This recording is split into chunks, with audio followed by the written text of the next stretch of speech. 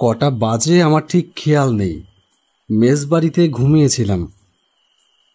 হঠাৎ যেন আমার মনে হলো আমার কানের সামনে কেউ যেন কথা বলছে। সমরেশবাবু, আপনার সাথে আমার একটু কথা আছে। আপনি তাড়াতাড়ি উঠে পড়ুন, তাড়াতাড়ি উঠে পড়ুন। চলে যান, আপনি চলে যান এখান থেকে, নয়তো বড় বিপদ। আমি ভয় পেয়ে ধরফর করে উঠে বসলাম। কিন্তু কোথায় কে? ঘরে তো কেউ নেই। তাহলে কে কথা বলছিল?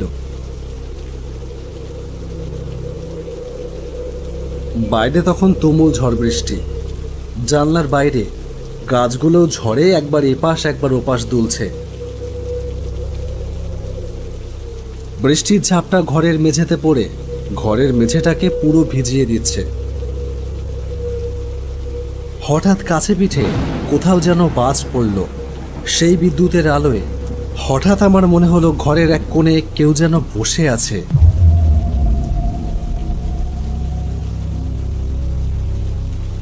তার পর মুহূর্তেই দেখলাম ওখানে কেউই নেই।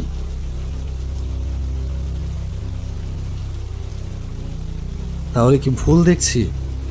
নতুন জায়গা, আলো আধারিতে ভুলই দেখছি হয়তো। শুয়ে পড়ি।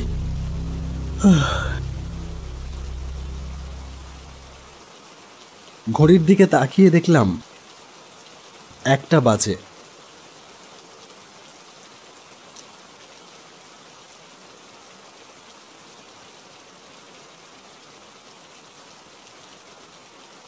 বিছানায় শুয়ে ঘুমানোর চেষ্টা করলাম।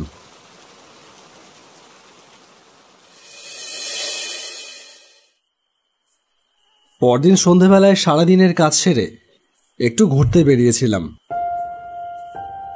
এই জায়গাটায় আমি নতুন এসেছি, একটা নতুন কাজে। এখানে থাকবার তেমন কোনো ভালো ব্যবস্থা নেই, তাই এলাকা থেকে অনেক দূরে একটা মেস বাড়িতে ভাড়া রয়েছি।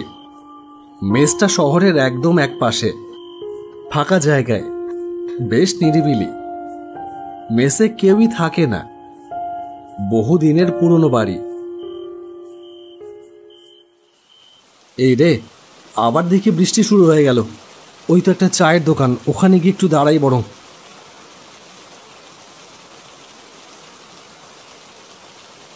এই রে, আবার বৃষ্টি শুরু হয়ে গেল। হ্যাঁ, এই ঝড় বৃষ্টি হচ্ছে বলেই কদিন আবহাওয়াটা একটু ঠান্ডা, নয়তো যা গরম পড়ছিল। আচ্ছা, 1 কাপ চা দিন। দিচ্ছি, বসুন।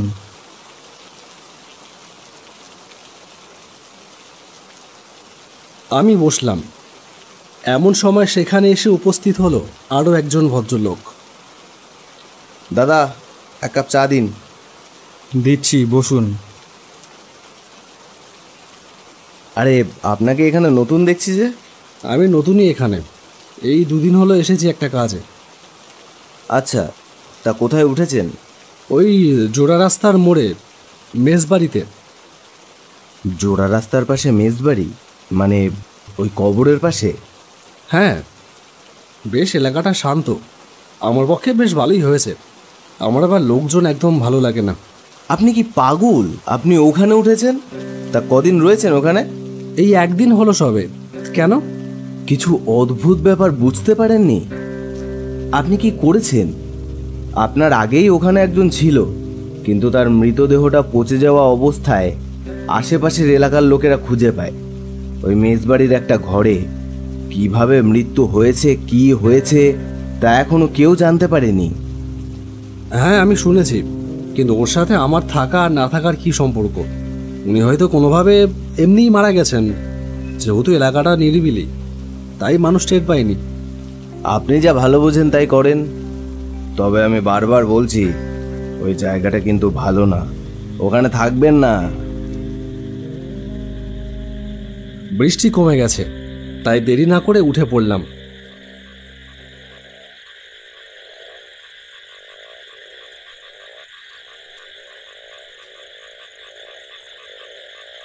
হাঁটতে হাঁটতে যখন কবরস্থানের পাশে এলাম, তখন কবরটার দিকে তাকাতেই বুকের ভেতরটা কেমন ছ্যাদ করে উঠল। সকালবেলা জায়গাটা দেখলে যতটা শান্ত আর নিরিবিলি লাগে, রাত্রেবেলা ততটাই ভয়ঙ্কর। কবরের পাশের গাছগুলো যেন অন্ধকারে ভূতের মতন দাঁড়িয়ে আছে। গাছের ডালপালাগুলো হাত নেড়ে যেন আমাকে ডাকছে। আমি এক পা করে এগিয়ে গেলাম সেই দিকে।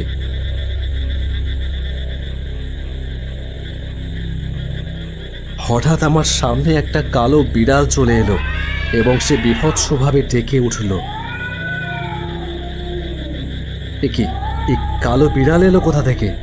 আমি দেখলাম আমি কবরের ভেতর দাঁড়িয়ে আছি। আমি অবাক হলাম, আমি এখানে চলে এলাম কিভাবে? আমার তো কিছুই মনে পড়ছে না। আমি খুবই ভয় পেয়ে গেলাম। সেখান থেকে দৌড়ে চলে এলাম মেসের ভেতরে। ঘরে ঢুকেই একটা বিকট গন্ধ পেলাম, কি বিভৎস পচা গন্ধ। কিন্তু এখানে এইরকম গন্ধ আসবে কোথা থেকে? আমি আস্তে আস্তে এগিয়ে গেলাম রান্নাঘরের দিকে। ওই দিক থেকেই এই গন্ধটা আসছে।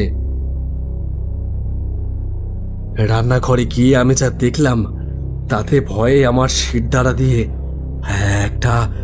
একটা ঠান্ডা স্রোত বয়ে গেল।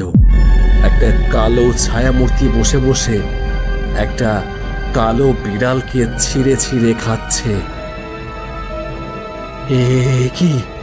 কি দেখছি আমি নিজের চোখকে যেন বিশ্বাস করাতে পারলাম না। আমাকে দেখেই সেই ছায়ামূর্তিটা আমার দিকে এগিয়ে এলো, আর আমি ভয়ে দৌড়ে পালাতে গিয়ে পড়ে গেলাম। মাথাটা দেওয়ালে সজোরে গিয়ে লাগলো, আর আমি সেখানেই জ্ঞান হারালাম।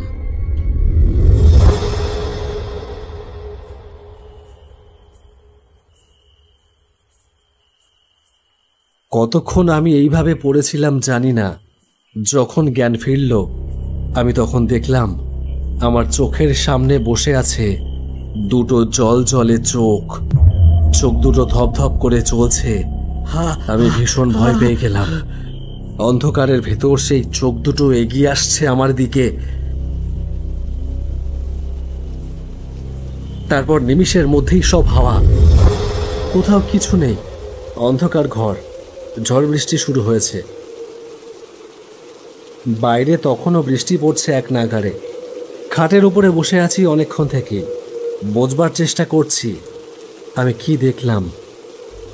তখনই হঠাৎ দেখলাম আমার কানের কাছে একটা হিস হিসে কণ্ঠ, তার ঠান্ডা নিঃশ্বাস আমার কানে লাগলো। চমকে পেছন ঘুরেই দেখলাম আমার পেছনে দাঁড়িয়ে আছে একজন ভদ্রলোক। আপনি যা দেখেছেন তাই সবই সত্যি। আপনি কে? আপনি এখানে কি করে এলেন? আমি তো এখানেই থাকি, আমি এখানে অনেক দিন ধরেই আছি। আমি ভীষণই অবাক হই, কারণ আমি যবে থেকে আছি এই বাড়িতে কাউকেই দেখতে পাইনি। আমি কিছুদিনের জন্য এখানে ছিলাম না, তাই আপনি আমাকে দেখেননি। তবে আপনি যা দেখেছেন সেই সব কিছু আমি নিজেও দেখেছি। তারপরে কি শুনলে আপনি ভয় পাবেন। আপনি চলে যান, সময় থাকতে থাকতে আপনি এখান থেকে চলে যান, নয়তো ওরা আবারও এসে আপনাকে ছিঁড়ে ছিঁড়ে খেয়ে চলে যাবে। কি বলছেন আপনি? আমি তো কিছুই বুঝতে পারছি না। ওরা আমাকেও ঠিক এইভাবেই ছিঁড়ে ছিঁড়ে খেয়ে মৃত অবস্থায় এখানে ফেলে রেখে চলে গেছিল। আমাকে ভয় দেখাচ্ছেন আপনি? একদমই না। আচ্ছা, আমার কথা বিশ্বাস হচ্ছে না তো? আসুন, জানলা দিয়ে দেখবেন একবার, আসুন। আমি জানলার ধারে দাঁড়িয়েই দেখলাম কবরের চারিপাশটা ভয়ঙ্কর হয়ে উঠেছে। আবছা আলোয় দেখতে পেলাম কবরের স্থান থেকে বেরিয়ে আসছে কতগুলো কালো ছায়ামূর্তি। তাদের চোখ দুটো আগুনের গোলার মতন জ্বলন্ত। তারা এগিয়ে আসছে এই মেজবাড়ির দিকে। এরা কারা? এরা কবরের পিশাচ। এরা এই কবর থেকে বেরিয়ে এসে জন্তু জানোয়ার আর পারলে মানুষদের উপরেও হামলা করে। কিছুদিন আগে আমাকে এরা কামড়ে খুবলে খেয়ে এখানে ফেলে রেখে গেছিল। পচে গন্ধ বেরোতে আমাকে সবাই এখান থেকে নিয়ে যায়। কি বলছেন আপনি? তাহলে কি আপনি ঠিকই বলেছেন। আপনি এখান থেকে পালান। হঠাৎ দেখলাম দরজা খুলে ঢুকে আসছে কবর থেকে বেরিয়ে আসা সেই সব ছায়ামূর্তিরা। পালান, এক্ষুনি পালিয়ে যান। আর দেরি করবেন না। আমি আর এক মুহূর্ত সময় নষ্ট না করে দৌড়ে সেখান থেকে বাইরে চলে এলাম। তারপর সে মেসবাড়ি থেকে বেরিয়ে দৌড়াতে দৌড়াতে কোনো রকমে সেই চায়ের দোকানের সামনে এসে দাঁড়িয়ে পড়লাম। আর আর দাঁড়িয়ে থাকতে পারলাম না, জ্ঞান হারিয়ে সেখানেই পড়ে গেলাম।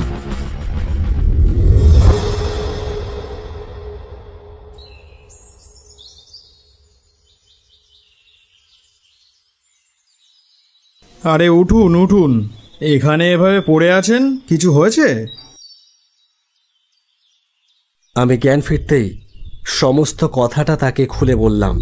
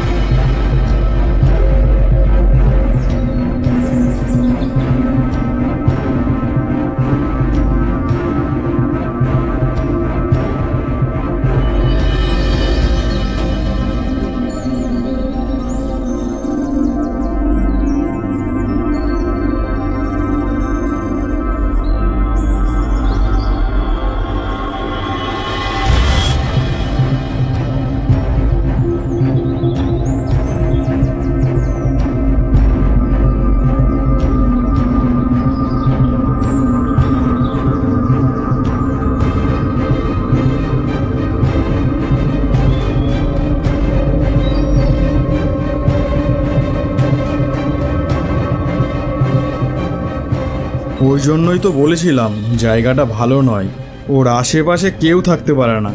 কোনো পশু পাখি গেলেও রাতের অন্ধকারে তাদের ছিঁড়ে খায় কবরের পিশাচ। এ থেকে বাঁচবার উপায়? ভোলানাথবাবু আসার পর থেকে আবার উৎপাত শুরু হয়েছিল।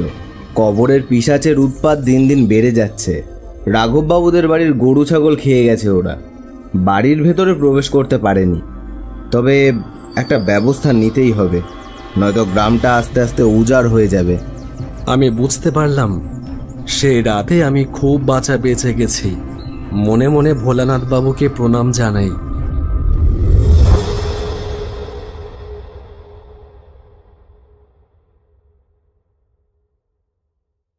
এরপর আমি আর ওই মেসে একদিনও থাকিনি। সেই দিনই কাজ মিটিয়ে সেখান থেকে বেরিয়ে পড়লাম।